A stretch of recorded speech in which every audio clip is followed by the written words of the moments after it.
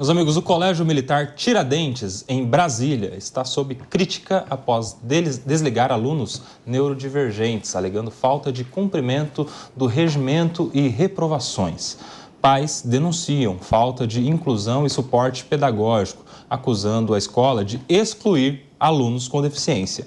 Apesar da Polícia Militar do Distrito Federal afirmar que oferece acompanhamento especializado, famílias relatam falhas no sistema de apoio, levando o caso ao Ministério Público e à Defensoria Pública. A situação destaca a tensão entre práticas educacionais inclusivas e a realidade vivida por estudantes atípicos na instituição. Portanto, Deise Ciocário, quero a sua avaliação, porque este colégio da PM, lá no Distrito Federal, está expulsando, não está aceitando os alunos neurodivergentes. Isso tem sido utilizado como uma crítica a esse colégio, porque eles não estão incluindo pessoas com deficiência.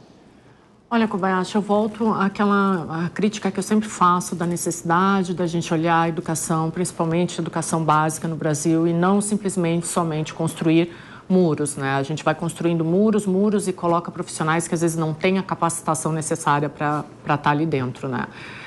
Eu estudei em escola particular e pública e eu tinha vários colegas com deficiência e eu sempre vi os professores acolhendo muito bem, ensinando os alunos a acolher muito bem. Isso deu muito certo em todas as turmas que eu participei. Eu realmente acredito que falta aqui no Brasil uma capacitação do professor, né? Falta um aumento de salário, sim. Falta que esse professor tenha cursos profissionalizantes, que ele possa se instruir mais, que ele não precise dessa carga horária que acaba esmagando ele e não possibilitando que ele respire fora do horário de trabalho, né? Porque ele tem que corrigir prova, tem que corrigir dever de casa. Então, eu acho que tem que passar por uma reformulação na educação, né? Não adianta a gente simplesmente levantar muros, colocar cadeiras lá dentro e não capacitar esse professor.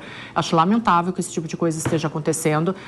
Todas as crianças têm que ter direito a uma escola, principalmente em função da socialização.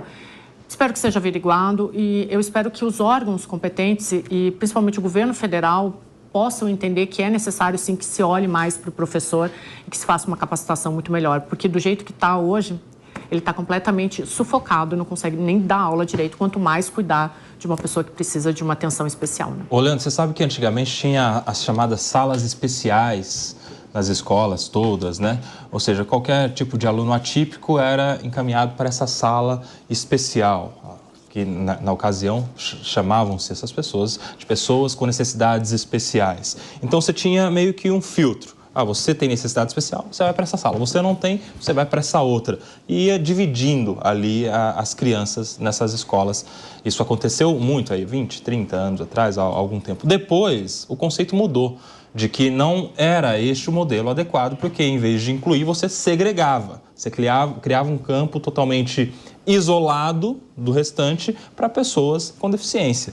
E aí, agora, a ideia é de que essas pessoas com deficiência estejam no mesmo ambiente que todos os demais, inclusive com a obrigatoriedade das instituições de ensino, sejam públicas ou privadas, de colocar à disposição monitores, facilitadores, pessoas que podem ajudar a equilibrar ali qualquer déficit de aprendizado.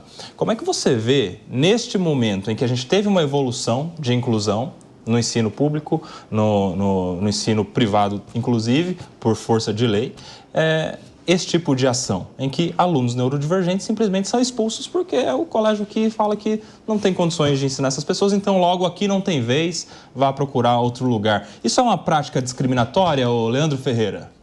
Koba, não me surpreende essa situação de expulsão de alunos neurodivergentes. Essa é uma situação que é encoberta de maneira geral, né? Porque nós temos muito mais alunos neurodivergentes do que a gente imagina, né? O fato é que as escolas não estão preparadas para isso. O meu filho é neurodivergente.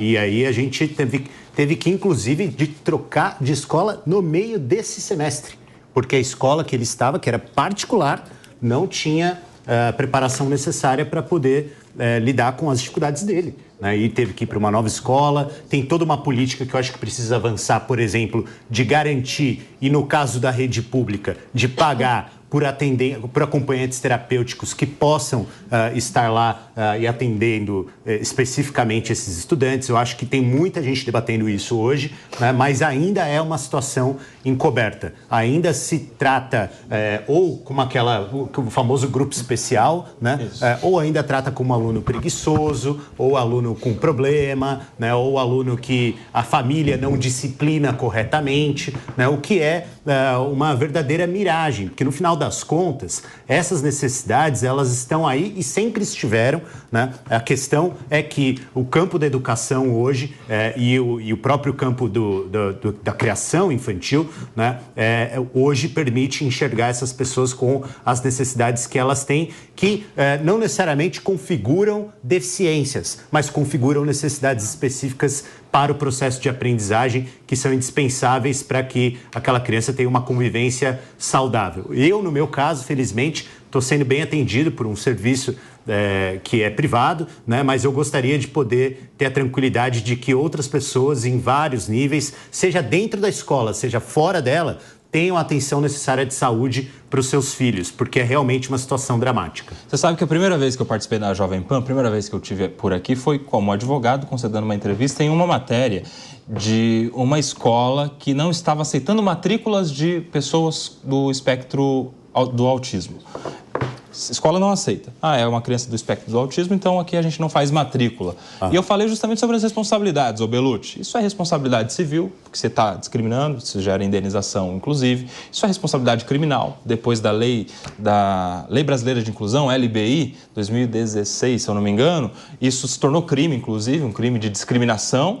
E mais, quando a escola é particular, a gente tem responsabilidade administrativa também, porque isso é uma prática abusiva contra o consumidor. Tem essa também. Então, o PROCON, o IDEC, as instituições de defesa do consumidor podem advertir, multar, suspender e, em casos de reincidência, né, casos graves de discriminação, pode até fechar um estabelecimento comercial que faz uma prática abusiva contra uma pessoa com deficiência. Mas parece que a nossa sociedade ainda não entendeu, João Belucci, que nós temos esse tipo de discriminação ainda muito vivo, Brasil afora. Perdão, João, só para claro. Acrescentar o exemplo, exatamente nesse ponto que você colocou, Koba, mas o meu filho estava sendo atendido por um estabelecimento privado que se declarou incapaz de cuidar, de tratar, sinalizou que queria que mudasse de escola, e na hora que eu fui mudar, sabe o que a escola fez? Me cobrou uma multa por quebra de contrato. Aí eles são incapazes e você que tem que ser o Aí, Koba, foi juntou a fome com a vontade de comer, que é a hora de defender, né, os seus interesses e inclusive de garantir o orçamento para que você possa cuidar do seu filho, e realmente depois eles desistiram da ação, mas chegaram a querer me cobrar porque eles não tinham capacidade de cuidar. Arremata, João Belucci. Veja, Kobayashi, muitos especialistas até apontam que é um tema maior para se discutir enquanto sociedade, a questão principalmente do autismo, que muitos apontam que há um excesso de diagnósticos também, é um tema que a sociedade precisa discutir como um todo. Agora, nessa questão específica, foram 3 alunos, e o que se aponta é que um não atendeu ao regimento interno, que não está claro para nós o que é, e os outros 2 foram por 2 reprovações seguidas, que é o que prevê o regimento interno, 2 reprovações seguidas, aí ele é jubilado da escola. É isso que consta aqui para a gente. Então, a escola tem que fazer uma adaptação, é evidente, a gente precisa discutir isso enquanto sociedade.